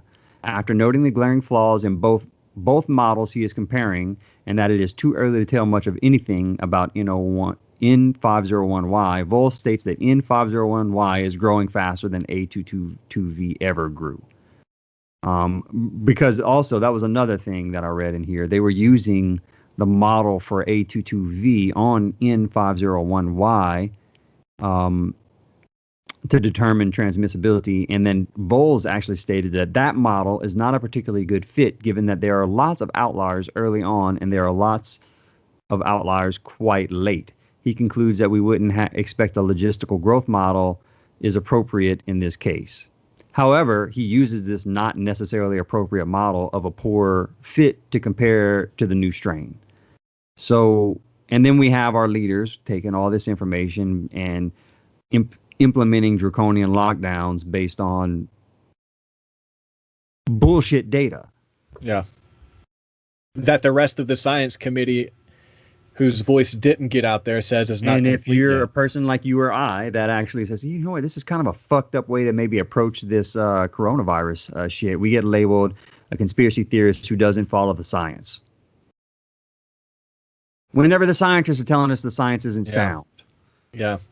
No, you're just listening to the fucking politicians and the fucking media automatically spout this shit off. By the way, I can't tell you how many fucking headlines I've read since this 70% more transmissible strain came out that is, basically talking about this shit as if it's like hardcore fact. Mm-hmm. Anyway, go ahead. Sorry. Mm-hmm. I found the little spot about the strain on the kids, but it starts with Ferguson, his colleague, who's very corrupt. So Ferguson played a major role in promoting more restrictive lockdowns I got it right here. I paraphrase. Who is Ferguson? Neil Ferguson. Ferguson was a close colleague of Dr. Eric Voles. He delivered the presentation. No, sorry. I misread that. Neil Ferguson was just a colleague of Voles, is all I found. So he was caught. Well, he's a British epidemiologist and a professor of mathematical biology. Oh, was that a trick question? You wanted to see if I knew? No. I didn't have the answer. I didn't know if he was someone in the government or someone else. Like, I didn't know what his occupation was, I should say. Right. That's what I was trying to get at. I didn't know where he worked. Anyway, so yeah, he was Voles' colleague. He played a key role in promoting the need for more restrictive lockdowns due to the new genetic variant. Yeah, Ferguson, in May, I guess before this article was written, which was 2020, so I guess May in 2019. Hey, that ice is really loud on your microphone. Oh, I'm sorry, guys. No more. Yeah, no more ice. That's what you get for drinking iced coffee. You should have got an Americano like a man. Says the guy with no beard to the guy with a fucking beard and a half. So, shit. Ferguson was caught breaking the lockdown rules he lobbied for to visit his lover. He also has a history of producing flawed models, such as his inaccurate predictions of COVID-19 deaths that led to the first lockdowns in the UK. Despite this, he was part of NervTag and the meeting that led to persuading the Prime Minister to mandate the lockdowns.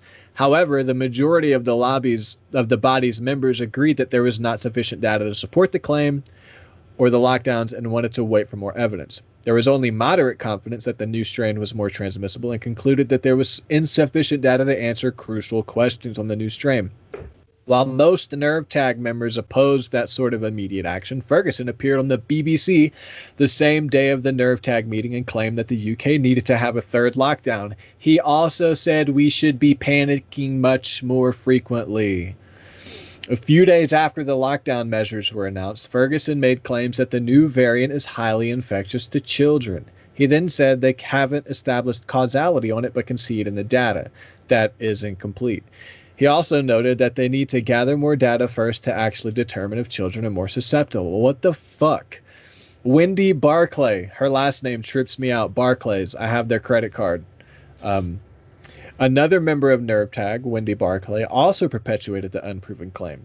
Barclay's lab at the Imperial College is also funded by the UK government and the Wellcome Trust. Wow, the government's funding the science that's helping them lock shit down? No way. Despite Ferguson admitting there's not enough evidence, headlines read the opposite across the UK. This is my words now. Almost like the strategy is to give the soundbite / headline so the media can isolate the claim and ignore the "but we have no evidence" afterwards. Because we live in a headline world. People don't pay attention. They get stuff from Beyonce and Colin Kaepernick on their social justice politics. They get stuff from, Mark Zuckerberg's Facebook algorithm. Mark Zuckerberg's, real quick, his Facebook algorithm is like censoring anti-vax stuff. But that video I sent you of him admitting he doesn't even like the vaccine is so fucking insane, man. How do people not wake up? How do people not? Hypocritical, man. And these are the people that are going to be able to set up their own governments. Yeah. So their own governments, their own smart cities. What's crazy is you set up your big company in a state. You follow that state's government, man. You don't get to make your own government. Back to that Nevada thing. Shit is so crazy. I don't know how people aren't awake. A dummy like me is like... But then with me saying a dummy, people will be like, see, you're a dummy, so you're falling for conspiracy theorists. Get the fuck out of here. So yeah, that's the UK lockdown and the flawed Imperial College science that led to it, and the great example of how science works when it favors the government. That's why you gotta love it when people are like, well, I just trust and follow the science. Yeah, I have a friend that we were discussing, a close friend. We were discussing during the Black Lives Matter protest. I brought up how everyone's protesting, and it's the same people that don't want you to open your business. And then he said, well, they wore the masks. That's why the virus didn't spread during Black Lives Matter. Right? How can So they say it didn't spread? I thought for sure we had spikes after that. that's what I'm saying. But they didn't blame it on BLM because they wore masks. They blamed it on right-wing restaurant owners that wanted to open up and people that go to parks. That's what I'm saying. But these are the people, my peers, man. Like whenever I'm saying people think this, I literally mean peers. So we had that discussion during those protests, right? So he was like, yeah, but the masks work. That's why it didn't spread. Right now, he's unavailable to come to band practice this week because his roommate got COVID. He's been exposed. So it's like, dude, just wear the mask. Didn't during Black Lives Matter protests you say they worked? Like if the science says it works, wear the fucking mask.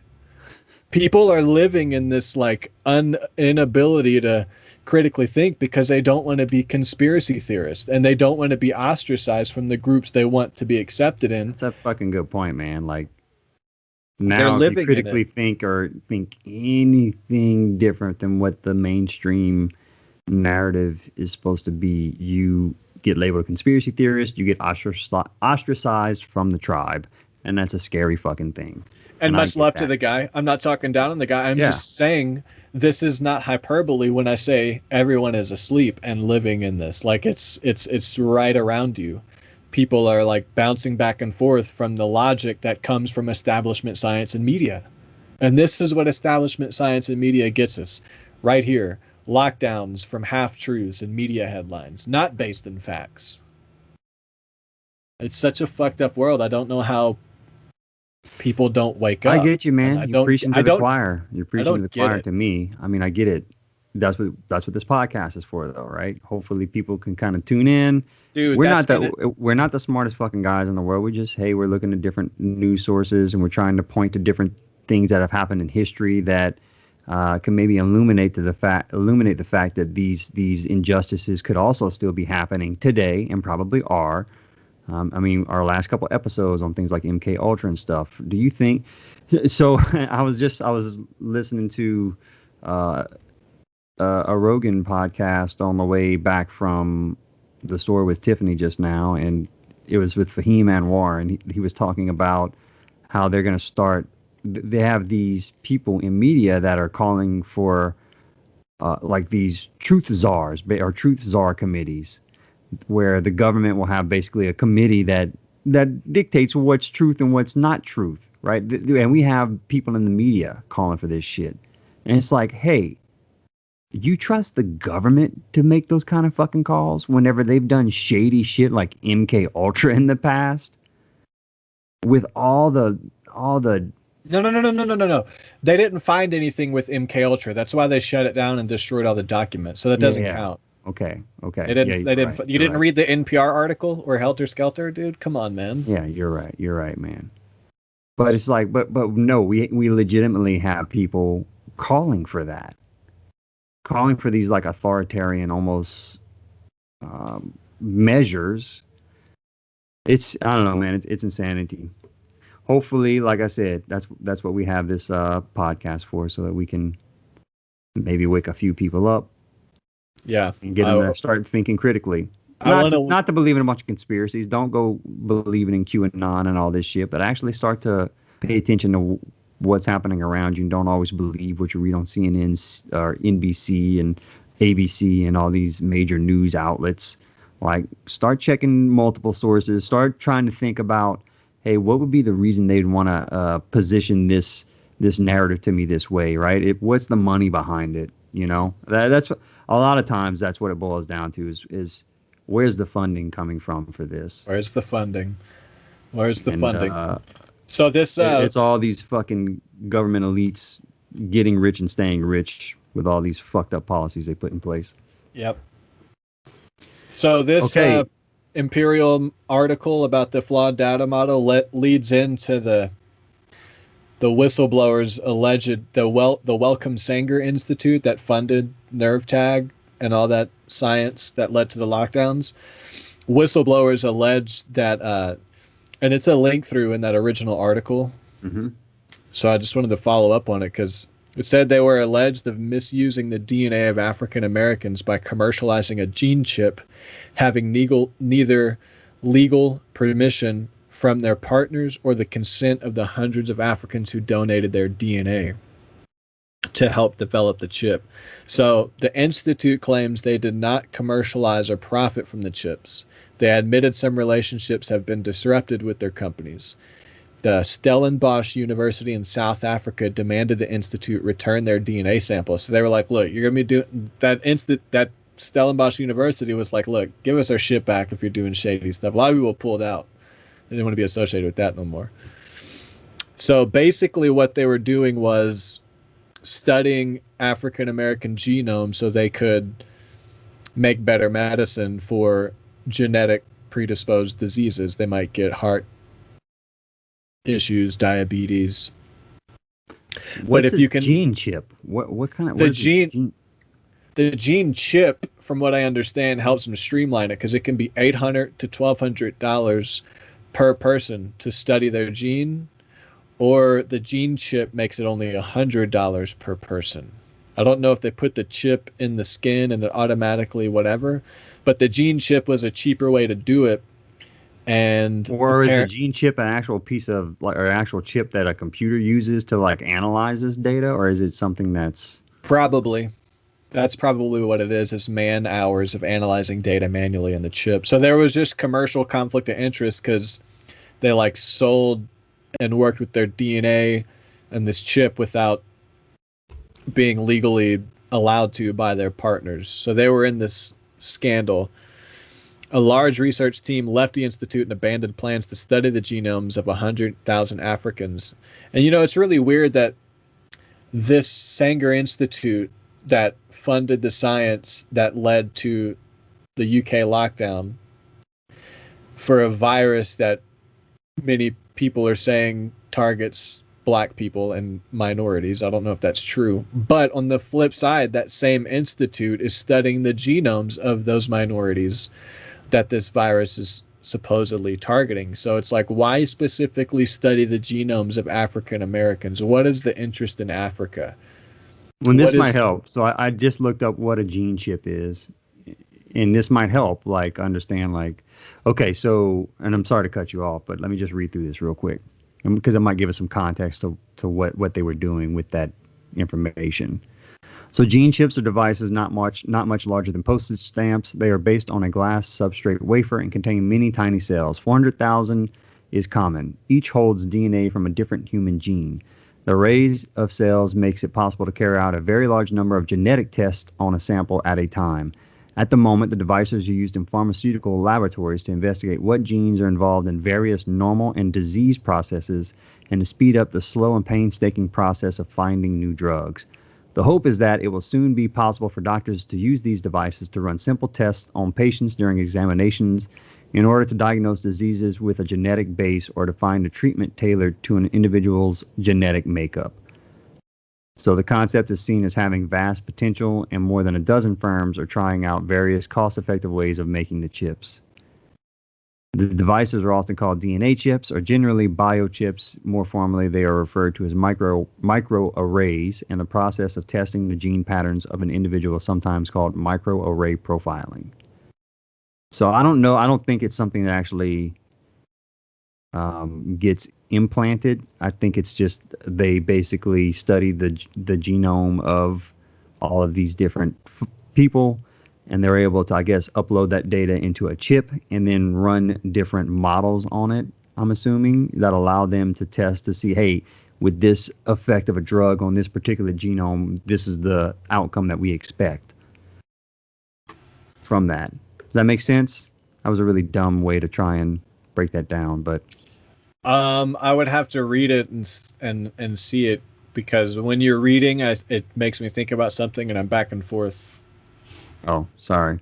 Not that you don't make sense, but I didn't absorb it all. All right. Did you get it? Yeah, I kind of got. That's what I was trying to kind of break down for you. That basically, I think that these gene chips are. They would take the DNA from Africans, upload them into these gene chips, so that they can run different tests on these test on these gene chips in a laboratory setting where they can see what kind of effect different drugs and diseases have on a particular type of genome. That's about it. The most simple I could try to break it down. And I don't even know if I understand it right. Anyway, sorry. Either way, they were caught up in that, and they funded that COVID By the way, science. Wellcome Sanger Institute, it sounds like it was probably founded or based on Margaret Sanger, who has been heavily criticized for her support for eugenics. It's kind of sketchy. Yeah, right? See, when you look into this and all the people connected and where the money comes from and all this stuff. Well, she's dead now, but yeah.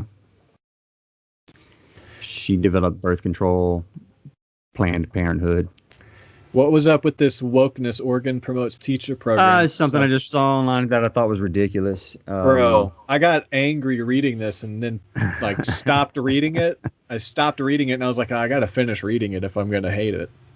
It was so hard to read. Part of the toolkit includes a list of ways white supremacy culture allegedly infiltrates math classrooms. This is from the New York Post, man. Those include the focus is on getting, dude, everywhere, man. It's in the schools, I guess.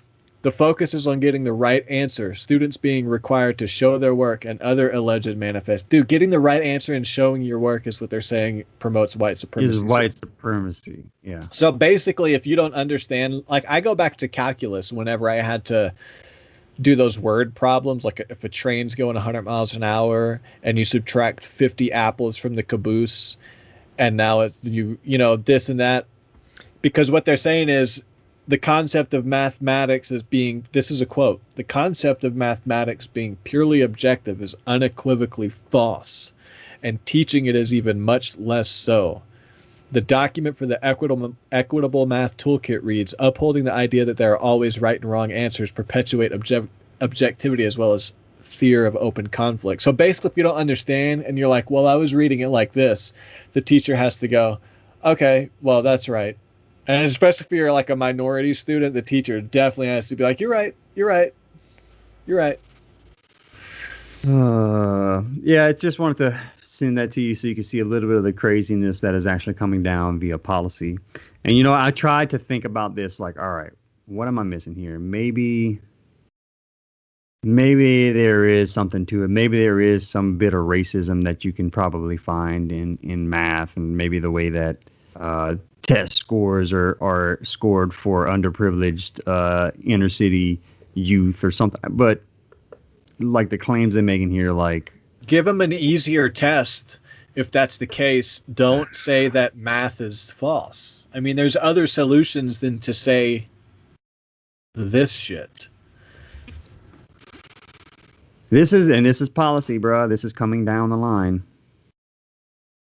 An associated dismantling racism workbook linked with the toolkit similarly identifies objectivity, described as the belief that there is such a thing as being objective or neutral, as a characteristic of white supremacy. I don't understand, man.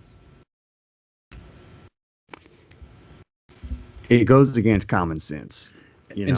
Oh, dude, right here. Yeah. Instead of focusing on one right answer, the toolkit encourages teachers to come up with at least two answers that might solve this problem. Wow, man. Is this art class or what? No, man. Like, this is... do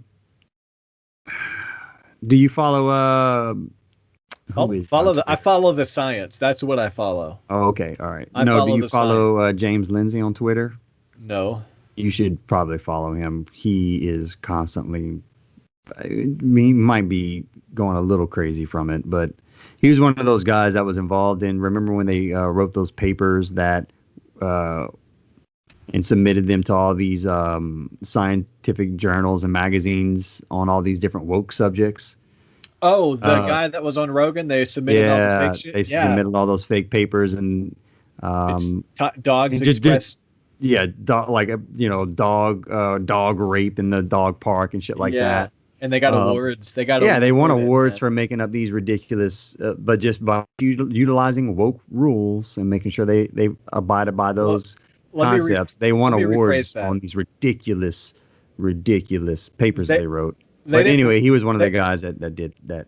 they didn't win awards because it was ridiculous. They won awards despite it being ridiculous because it perpetuated this insane narrative that establishment is. So these journalistic factions that gave them awards for their papers later, when they found out it was a prank, like retracted it, and then they got fired from their jobs at the colleges they worked at, and now they're just hosting their own YouTube show. So these these publications actually said this is good. They didn't get like a joke award. They got a real award from these publications. You know, one of the papers didn't they just take Mein Kampf and actually Yes. rewrite it and wrote it with what did they replace the word? I think they replaced the word Jew with something else.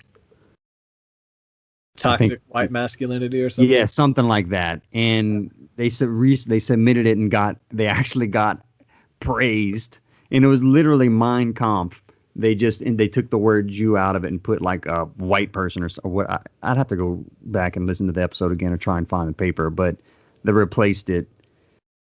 Hold on, let me see if I can find that, because I thought that was so fucking ridiculous and just showed how stupid this woke religion is.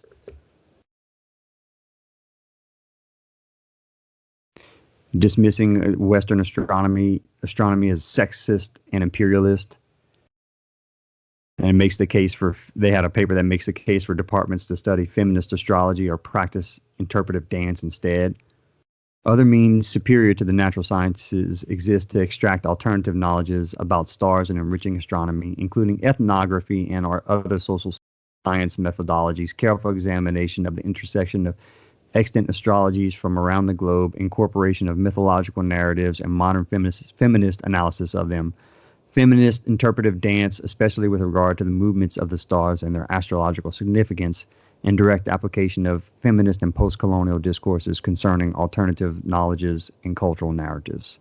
That paper was published in Gender, Place, and Culture.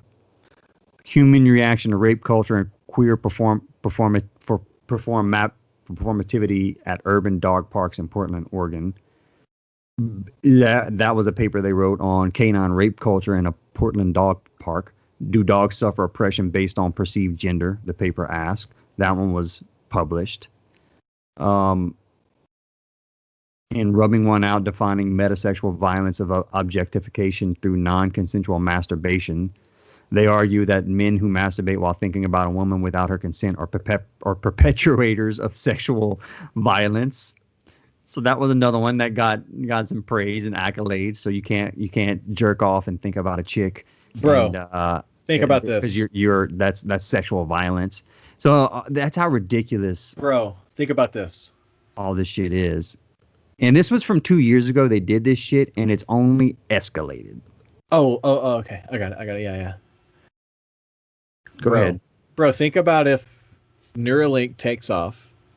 The brain-to-brain communication technology becomes a thing, which it will.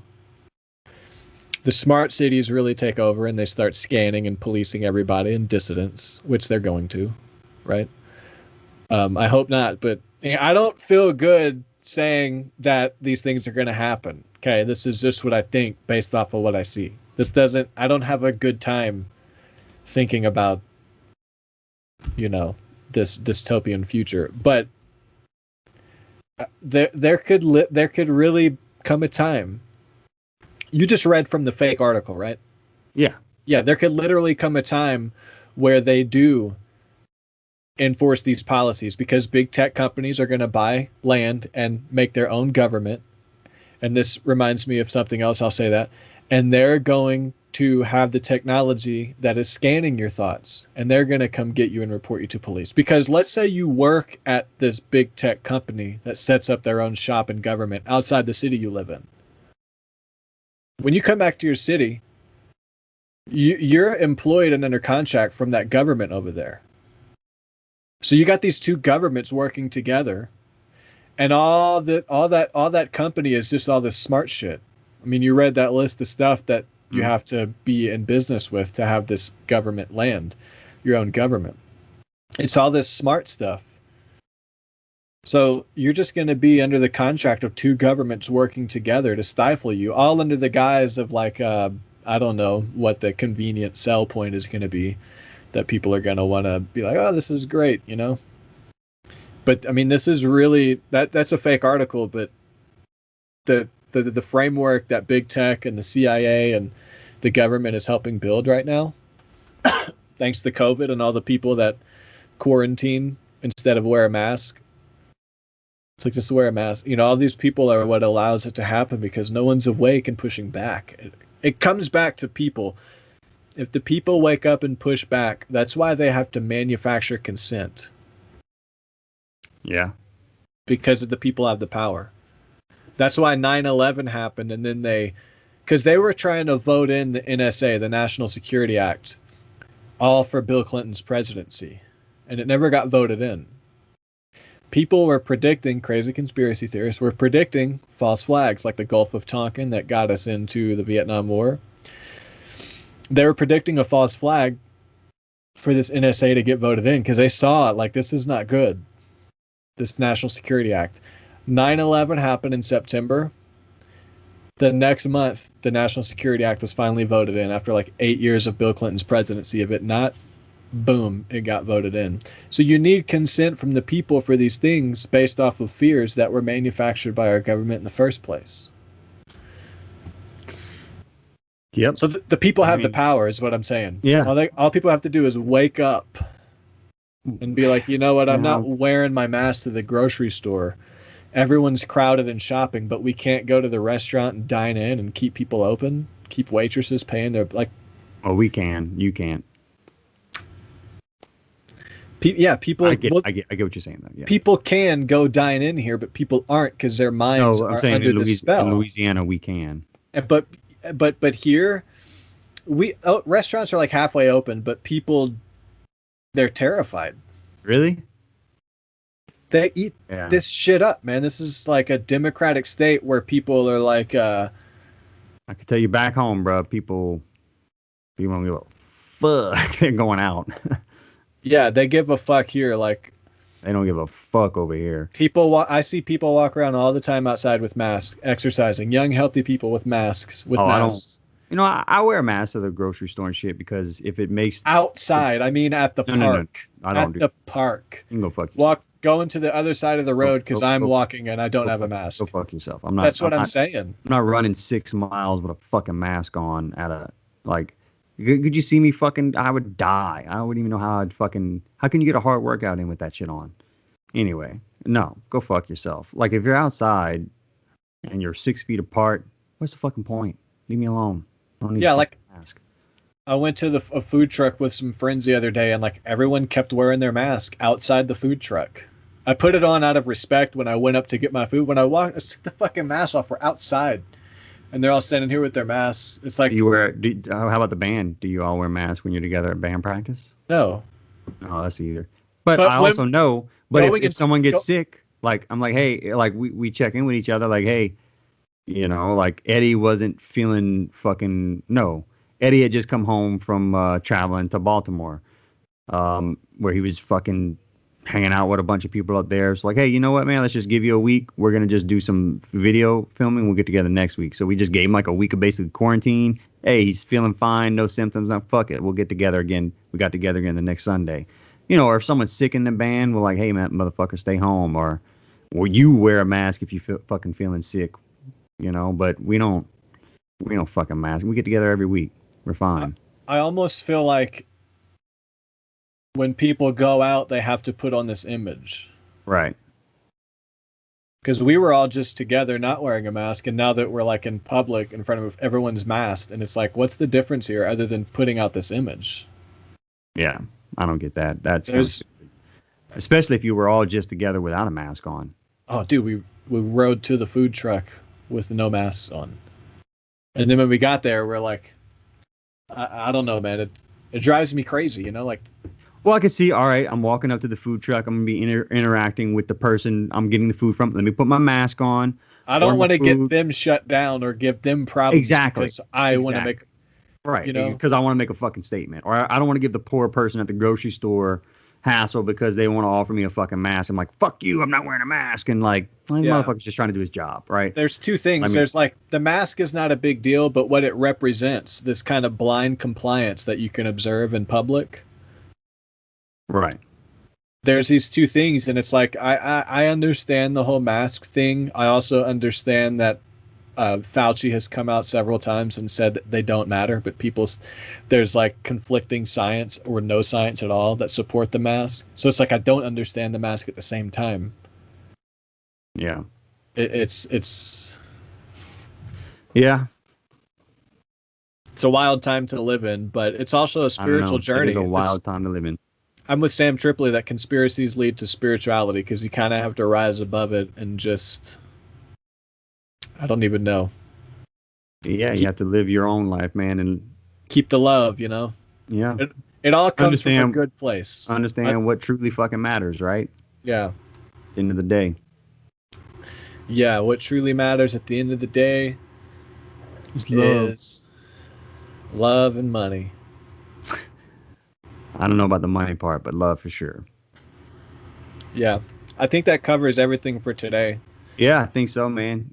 Good little 2 hour chunk for you guys. That was pretty Popping solid. them out. Some you current know, events, some current events. I thought that was fun. Send us some shit if you guys want to hit us up on Twitter. Send us some of the articles that you've all come across so we can Yeah, Illuminati Telly on social media. hit us up. Yeah, hit us up. Let us know you're out there. I watched your Go Gotham stream last night. I was listening while I was at work.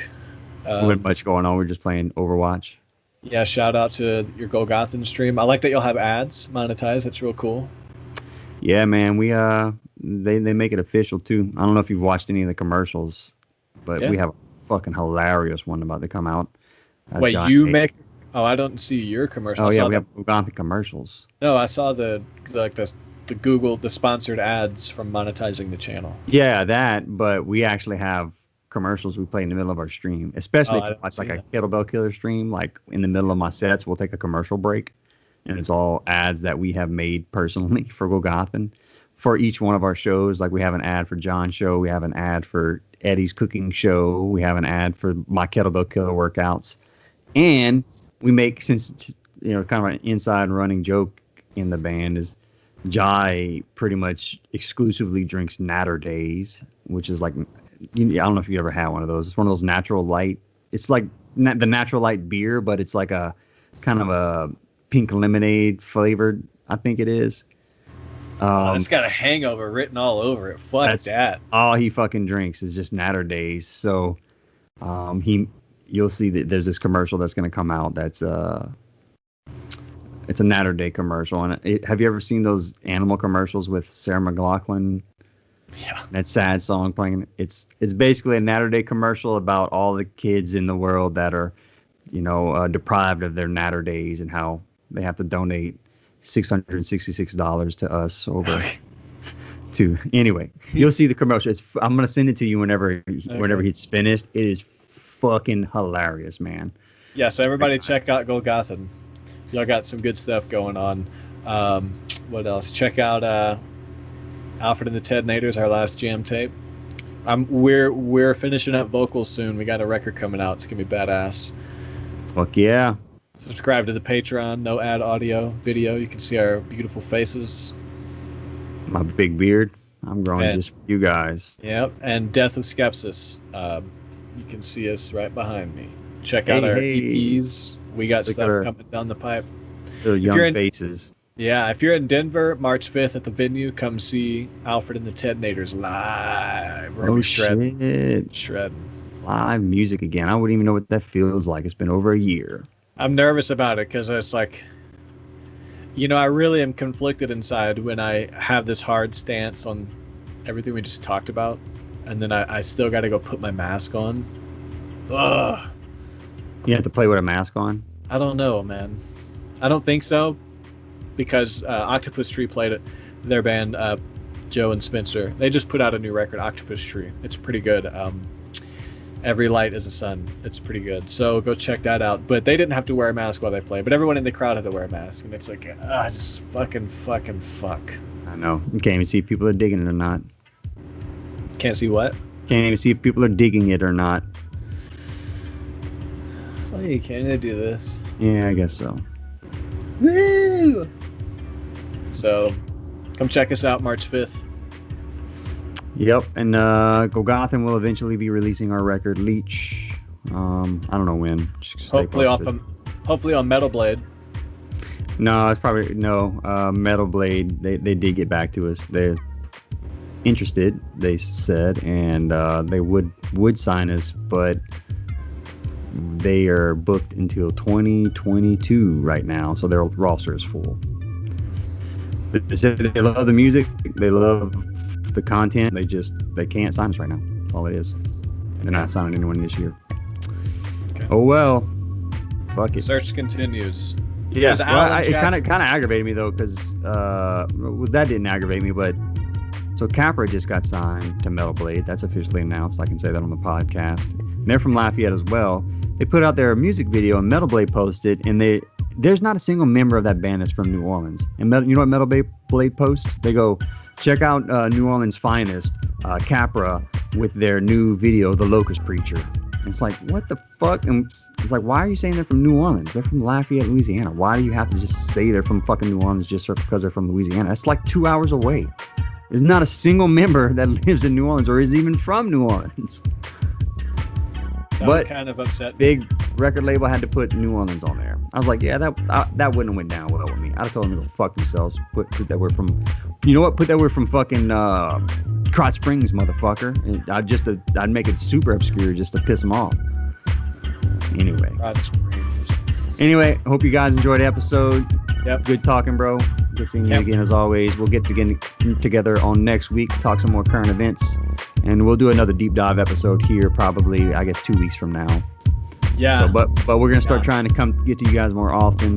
We're gonna try to do once a week as long as our schedules and everything line up. So stay posted. And yeah, had a good time. Rock on, man. All right, everyone. Hey, get me those Glass Brain guitar tracks. You got it. I recorded a couple more. I just I want to make sure that they're good. Yeah. No worries. I'm gonna send you the guitar profiles. Give me Glass Brain. Okay. Fucking rocking and rolling. Donald Trump. Rolling. Disco style, yeah. Donald Trump disco style. Yeah. All right, man. Man, see you later. Peace. Give Tiffany a hug. Tell her I said hey. I will, bro. Later, man. Right. Later.